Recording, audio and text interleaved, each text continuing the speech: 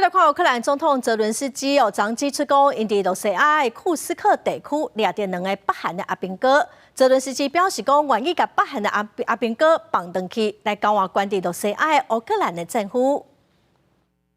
가족들이없어 있어?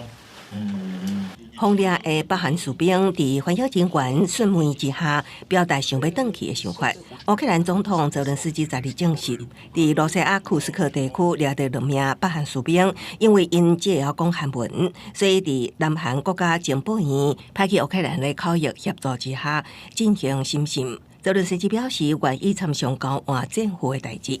Якщо Кім Чен Ін взагалі пам'ятає про цих своїх громадян і може організувати обмін на наших воїнів, які утримуються в Росії, ми можемо передавати таких солдатів. 泽伦斯基也阁指出，对于无想要返去的北韩士兵，无定就会当提供其他的选项，借出传达这场战争的真相，以促进和平。如开战外3年，乌克兰甲西方国家评估，北韩大约派出11000名士兵部署伫库斯克地区，以支援陆军。也毋过，罗西亚是无证实，也无否定因的存在。另外，美国准国安顾问瓦尔兹伫节目专访上表示，伫要就任的准总统川普，有计最近就会甲罗西亚总统普丁通电话。